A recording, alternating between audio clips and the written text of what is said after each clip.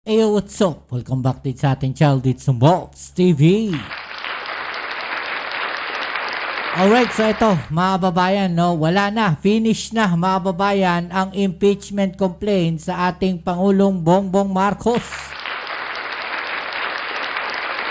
Alright, so yan na, malinaw mga babayan, nagdesisyon na po ang Committee on Justice, mga babayan ng Kongreso at dineclare po no, na good news dahil yung pong impeachment sa ating Pangulong Bongbong Marcos no, wala na po.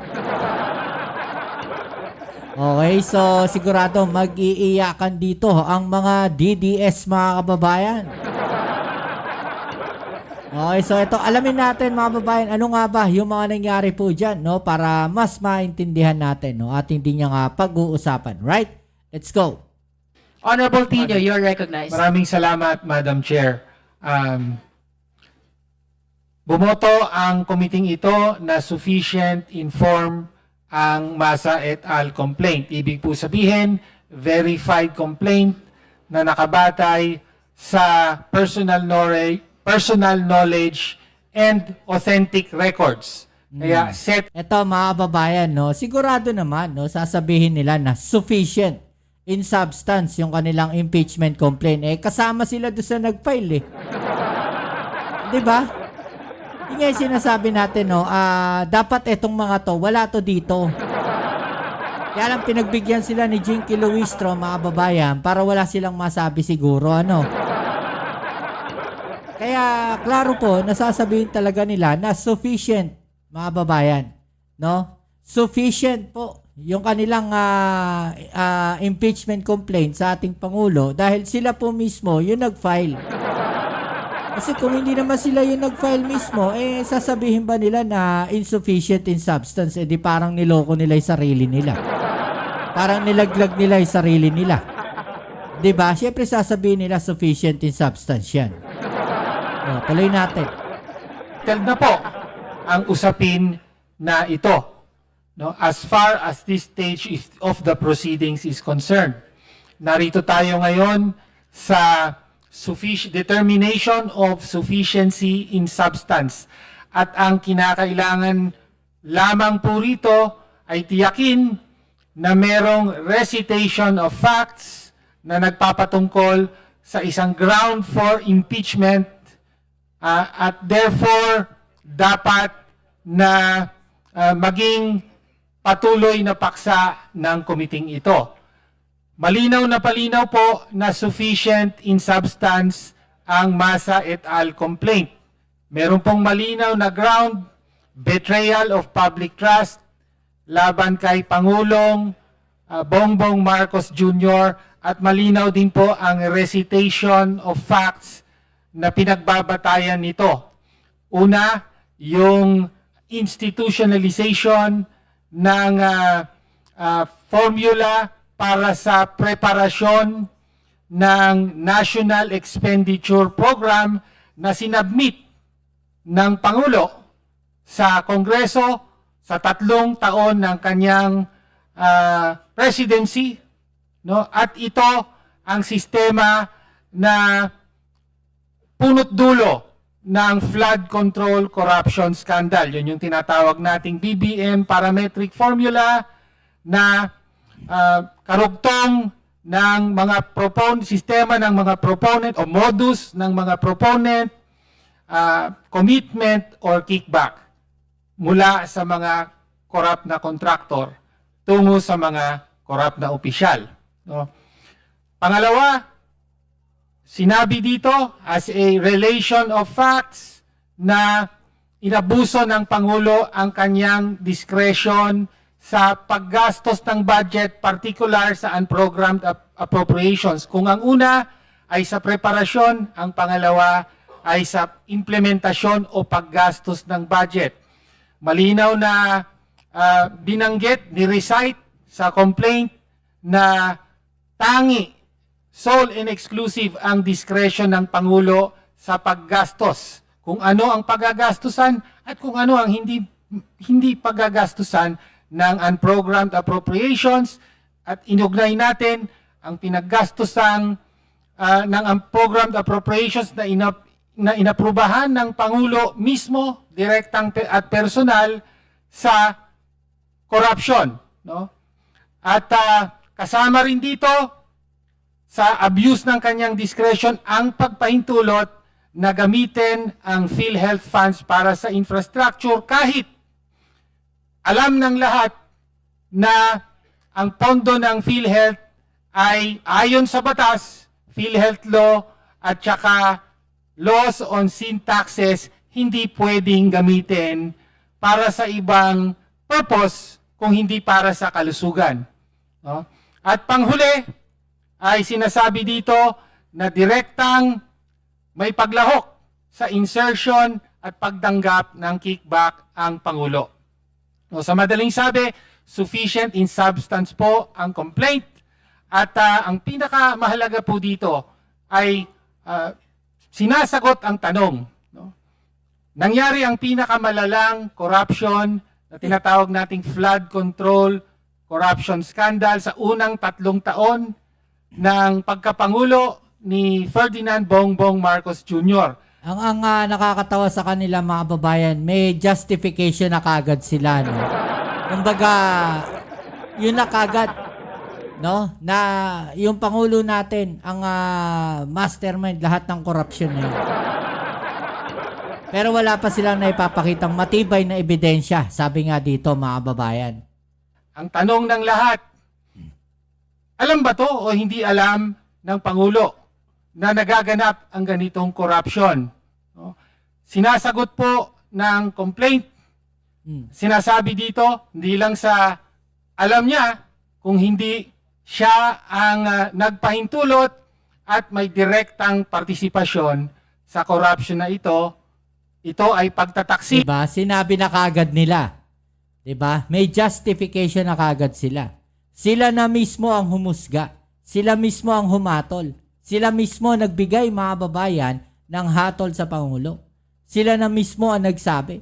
Nagko-complain sila pero sila nagsasabi na yung Pangulo natin ay on hand o first hand diyan sa corruption na yan. Diba? Sa tiwala ng taong bayan at therefore dapat siyang ma-impeach. The chair declares the termination of all forms of statements and manifestations. We shall now proceed to vote. The chair is ready to hear the motion for the declaration of sufficiency in substance of the De Jesus impeachment complaint. Madam Chair, The Honorable Zamora is recognized. Madam Chair, I move to declare the De Jesus complaint insufficient in substance. Insufficient in substance. There is a motion to declare the De Jesus complaint insufficient in substance. Is there a second? Second. The same has been seconded. Is there any objection? Wala nag-object. May I ask, Honorable Nisay, if you are a member? Yeah, member. I'm a member. Are you a member of the Justice Committee? Ex officio member. Deputy Okay. minority. As an ex officio member, then he has the right to vote. And I even to raise a motion. I object, Madam Chair. There is a motion to declare the De Jesus impeachment complaint insufficient in substance. The same has been objected to. We therefore divide the House. Again, the motion is to declare the De Jesus complaint insufficient in substance. Those who are in favor of the motion, please raise your right hand.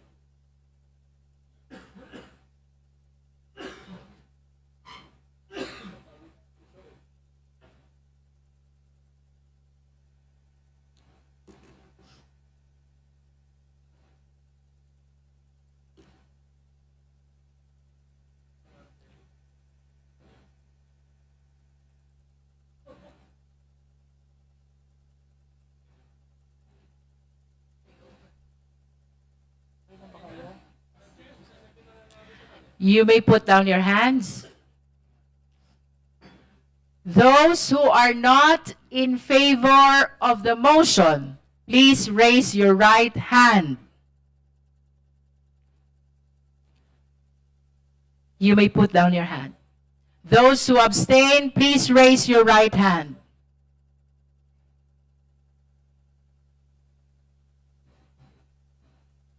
You may put down your hands.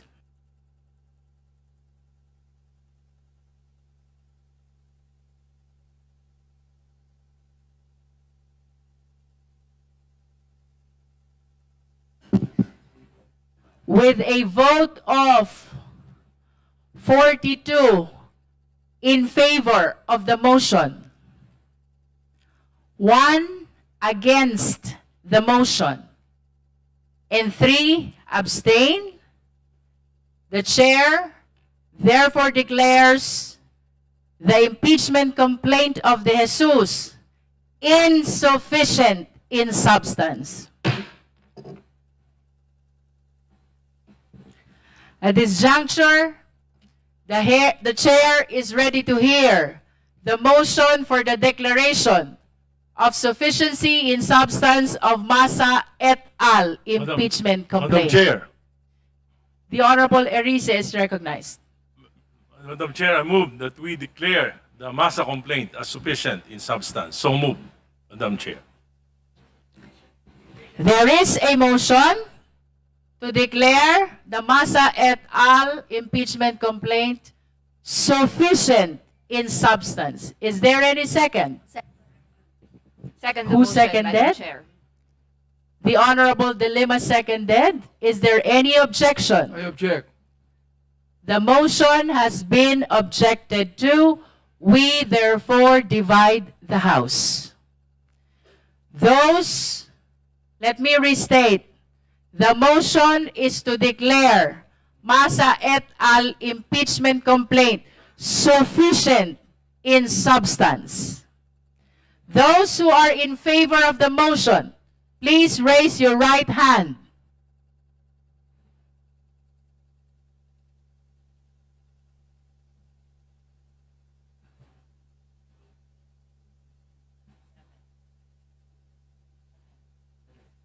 You may put down your hands. Those who are not in favor of the motion, please raise your right hand.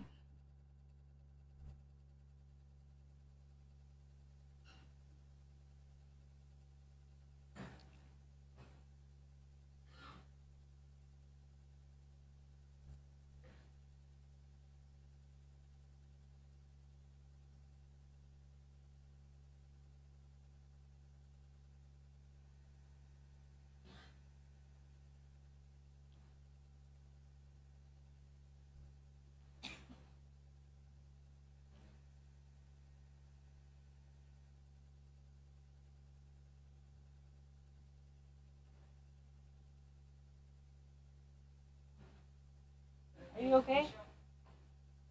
You may put down your hands. Those who abstain, please raise your right hand.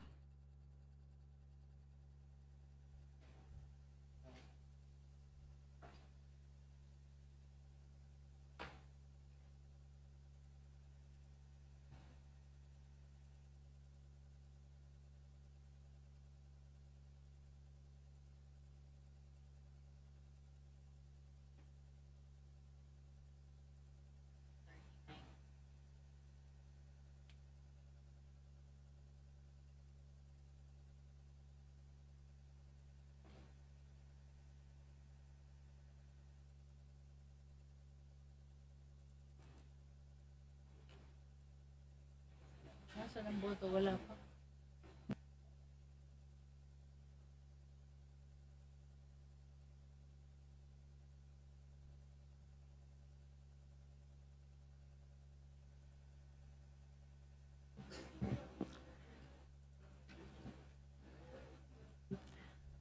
With vote